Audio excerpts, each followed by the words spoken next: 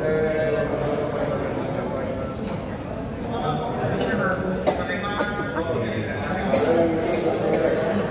Yoke, gimana hari ini Kak? Menghadapi sidang hari ini gimana Kak Yoke? Doain aja ya. Persiapannya seperti apa Kak?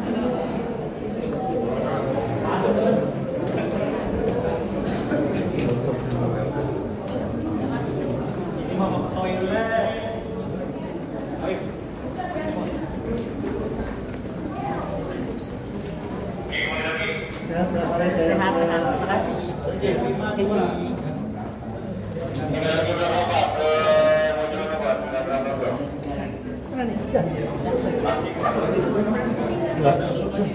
Teman saya.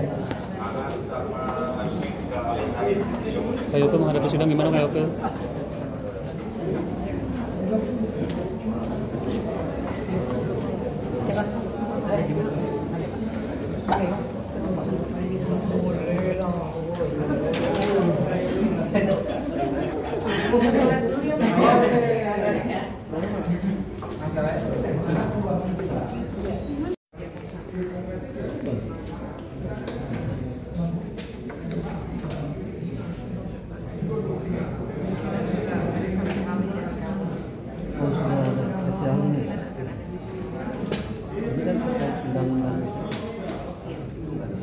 Seperti apa sih saksi ahli yang akan meringankan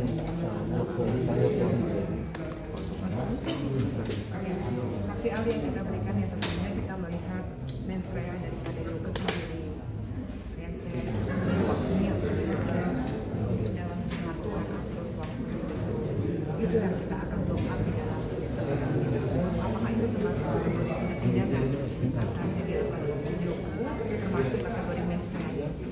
Kali ini yang akan kita blow up karena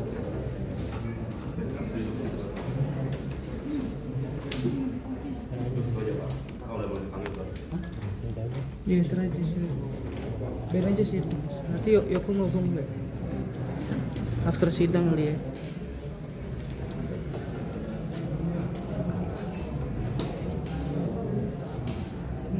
Intinya kan gini, persidangan ini kan tujuannya untuk membuat perkara ini jadi terang. Betul.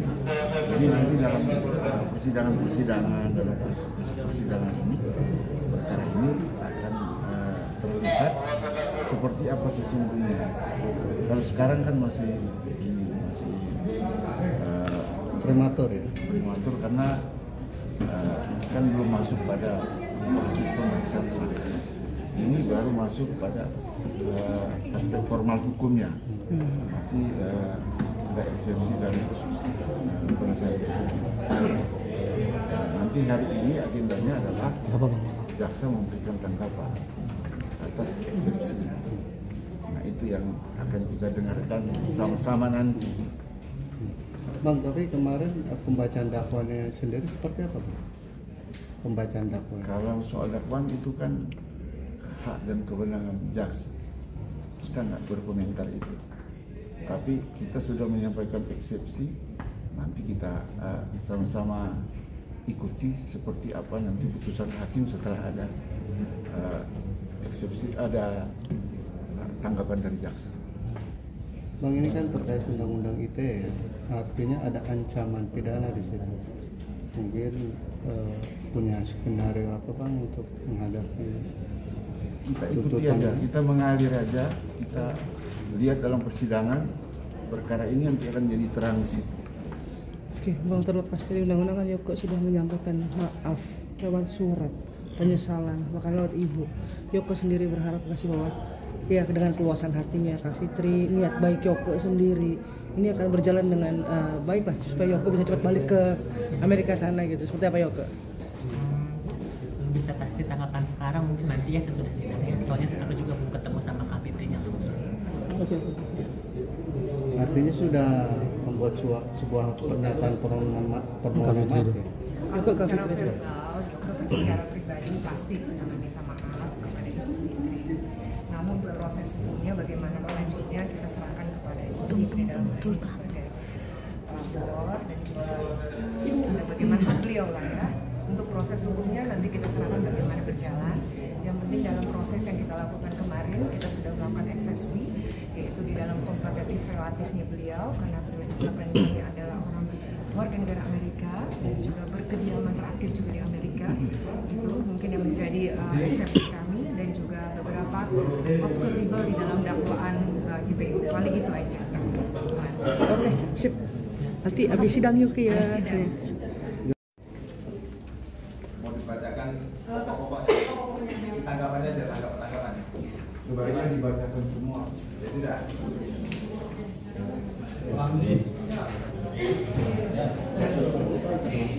Mohon izin bacakan tulis Kejaksaan Negeri Jakarta Pusat demi keadilan dan kebenaran dasar Ketentuan Yang Maha Esa. Tanggapan jaksa penuntut umum atas eksepsi terdakwa dalam perkara atas nama terdakwa Yoga Hargono. Majelis Hakim yang terhormat, saudara penasihat hukum terdakwa yang terhormat, menurut jadwal acara persidangan hari ini adalah penyampaian tanggapan atau pendapat jaksa penuntut umum atas keberatan atau eksepsi terdakwa yang telah disampaikan oleh terdakwa pada persidangan yang lalu. Untuk mempermudah pemahamannya, maka tanggapan atau pendapat ini kami buat dan disusun dengan sistematika sebagai berikut, yaitu pendahuluan mengenai keberatan atau eksepsi dari terdakwa, mengenai tanggapan atau pendapat atas isi nota keberatan atau eksepsi, dan yang keempat, kesimpulan dan pendapat. Pendahuluan, pertama-tama mari terlebih dahulu kita panjatkan puji dan syukur atas hadirat Tuhan Yang Maha Kuasa. Oleh karena rahmatnya kita semua masih diberikan kesehatan dan kesempatan untuk dapat hadir mengikuti persidangan ini. Kemudian penutup umum mengucapkan terima kasih yang sedalam-dalamnya kepada majelis hakim yang telah memberikan kesempatan dengan bijaksana untuk mengajukan tanggapan atau pendapat atas nota keberatan dari terdakwa. Ucapan yang sama kami sampaikan juga kepada terdakwa yang telah berupaya untuk mengemukakan nota keberatan atau eksepsinya atas surat dakwaan yang telah kami bacakan dalam persidangan pada hari Selasa tanggal 13 Agustus 2025. Sebelum kami membacakan tanggapan atau pendapat atas keberatan yang dikemukakan terdakwa sebagai diuraikan dalam eksepsi atau keberatan penasihat hukum terdakwa pada tanggal 13 Agustus 2025, menurut hemat kami ada baiknya bila mana kami selaku penuntut umum mengemukakan terlebih dahulu dasar hukum sebagai landasan berpijak dari pengujian keberatan atau eksepsi tersebut. Ketentuan pasal 190 ayat 1 Undang-Undang Nomor 8 Tahun 1961 tentang KUHP sebagai dasar hukum atau landasan berpijak dari pengujian eksepsi atau keberatan secara limitatif telah mengatur tentang pengajuan keberatan terhadap surat dakwaan penuntut umum secara tegas telah ditentukan ruang lingkup eksepsi atau keberatan sebagai berikut. Yang pertama, tentang pengadilan tidak berwenang mengadili. Yang kedua, surat dakwaan tidak dapat diterima, dan yang ketiga, surat dakwaan harus dibatalkan. Kedua, mengenai keberatan atau eksepsi dari terdakwa, majelis hakim yang mulia dan saudara terdakwa yang kami hormati, bahwa keberatan-keberatan yang diajukan oleh terdakwa Yoga Hargono sebagaimana dalam eksepsinya adalah sebagai berikut. Yang pertama, surat dakwaan tidak cermat, tidak jelas, dan tidak lengkap. Yang kedua, tentang surat dakwaan obscur legal. Yang ketiga, keberatan terhadap kompetensi relatif pengadilan. Majelis hakim yang mulia, saudara penasihat hukum terdakwa yang terhormat dan saudara terdakwa yang kami hormati, terhadap keberatan saudara terdakwa atas surat dakwaan penuntut umum, kami berpendapat berdasarkan pasal 156 ayat 1 KUHP secara limitatif menyebutkan ruang lingkup atau batasan-batasan keberatan yang dapat diajukan terhadap surat dakwaan penuntut umum, yaitu mengenai yang pertama, kewenangan pengadilan atau kompetensi absolut dan relatif dari pengadilan. Yang kedua, surat dakwaan tidak dapat diterima. Yang ketiga, surat dakwaan harus dibatalkan. Bahwa untuk memperkuat alasan-alasannya, terdakwa sudah menguraikan fakta-fakta perbuatan yang dilakukan terdakwa, padahal terdakwa belum didengar keterangannya di persidangan. Sehingga eksepsi atau keberatan yang telah diajukan oleh saudara terdakwa tersebut di atas hanya merupakan pendapat. Terlebih lagi, keberatan saudara terdakwa hanyalah bersifat rangkuman pendapat yang sudah memasuki fase pembuktian pada pokok perkara, yang justru pokok materi perkaranya belum diperiksa di muka persidangan ini. Menurut MH Tirta Mijaya, eksepsi adalah alat-alat pembelaan yang maksudnya untuk menghindarkan keputusan mengenai pokok perkara. Bahwa jaksa penuntut umum telah menyusun surat dakwaan sebagaimana yang diatur dalam pasal 143 ayat 2 KUHP dan telah dibacakan di muka persidangan dengan memuat identitas terdakwa dan uraian perbuatan yang disangkakan terhadap terdakwa. Bahwa surat dakwaan tidak jelas bila mana tidak menguraikan secara cermat, jelas, dan lengkap mengenai tindak pidana yang dilakukan dengan menyebutkan waktu dan tempat tindak pidana itu dilakukan sebagaimana diatur dalam pasal 143 ayat 2 huruf B KUHP. Menurut Yaya Harahap dalam bukunya Pembahasan Permasalahan dan Penerapan KUHP Penyidikan dan Penuntutan edisi kedua, menjelaskan apa yang menjadi syarat material surat dakwaan, yaitu yang pertama, uraian secara cermat, jelas, dan lengkap mengenai tindak pidana yang dilakukan. Hal ini berarti uraian lengkap mengenai unsur-unsur tindak pidana yang dilakukan kepada terdakwa. Yang kedua, menyebutkan waktu dan tempat tindak pidana itu dilakukan. Apabila ketentuan pasal 143 ayat 2 huruf B KUHP tersebut dihubungkan dengan surat dakwaan kami, akan terlihat fakta sebagai berikut.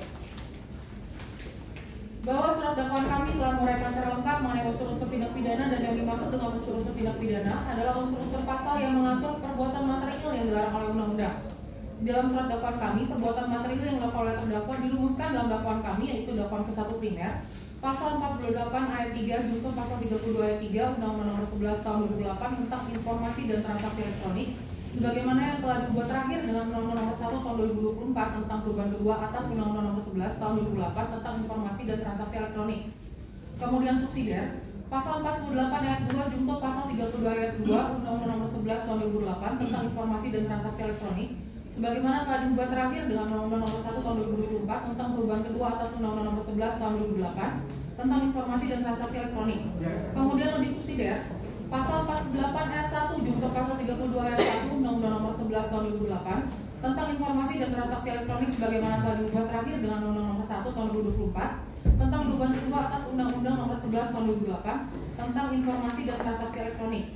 Atau kedua, pasal 67 ayat 2 junto pasal 65 ayat 2 Undang-Undang Nomor 27 Tahun 2022 tentang Perlindungan Data Pribadi yang mana dakwaan jaksa penuntut umum diambil dari berita acara pemeriksaan atau BAP terdakwa dan berita acara pemeriksaan saksi-saksi yang telah ditandatangani oleh terdakwa dan saksi-saksi yang dapat dipakai menjadi dasar jaksa penuntut umum membuat surat dakwaan. Bahwa di dalam persidangan setelah dibaca surat dakwaan oleh jaksa penuntut umum, kepada terdakwa ditanyakan apakah terdakwa mengerti dan dijawab mengerti oleh terdakwa dan terdakwa membenarkan identitasnya. Jadi surat dakwaan jaksa penuntut umum telah memenuhi persyaratan sebagaimana dalam pasal 143 ayat 2 KUHP. Mengacu pada hal tersebut di atas, maka surat dakwaan kami telah memenuhi persyaratan material sebagaimana ditentukan dalam pasal 143 ayat 2 huruf B KUHP, sehingga tidak ada alasan bagi terdakwa Yoko Hargono untuk menyatakan surat dakwaan kami batal demi hukum.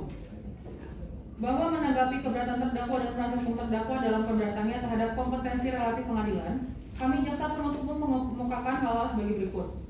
Menurut Yahya Harhab dalam bukunya, di tempat terdakwa ditahan, alasan lain yang dapat dijadikan dasar hukum mengesampingkan prinsip locus delicti ialah tempat penahanan terdakwa serta saksi-saksi yang hendak diperiksa sebagian besar bertempat tinggal atau lebih dekat ke pengadilan negeri tempat di mana terdakwa ditahan.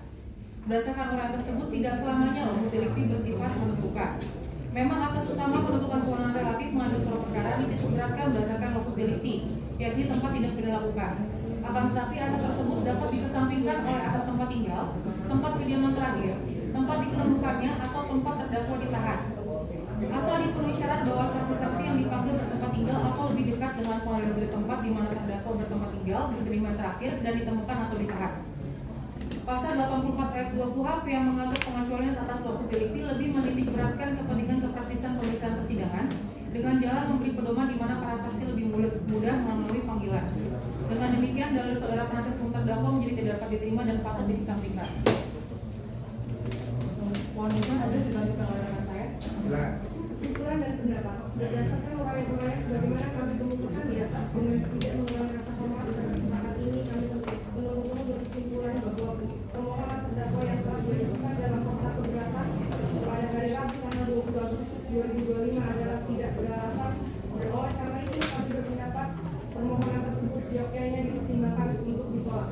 Berdasarkan hal-hal yang kami sebutkan di atas, kami selaku penuntut umum meminta kepada Majelis Hakim Pengadilan Negeri Jakarta Pusat yang memeriksa dan mengadili perkara ini memutuskan: 1. Menolak dan menyatakan eksepsi tim penasihat hukum terdakwa Yoko Hargono tidak dapat diterima. 2.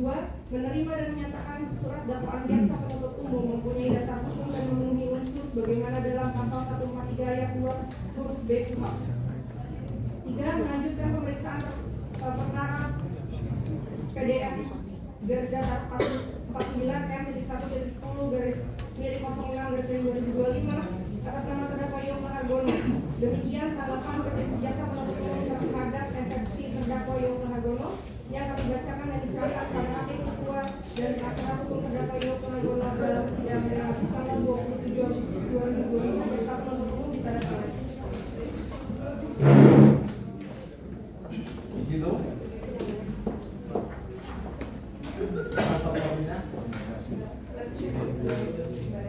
Itu ya tuh. Nggak apa, udah dibacakan, eksepsi juga udah dibacakan dan doa ditanggal dulu.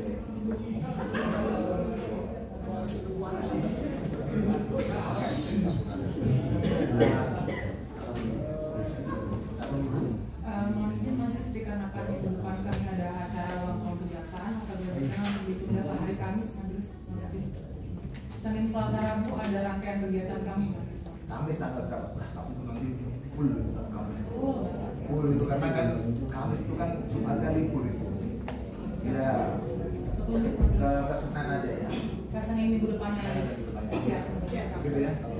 Tanggal 2 ya. Begitu ya. Oke. Majelis tanggal berapa? Minggu 2. 2 minggu depan.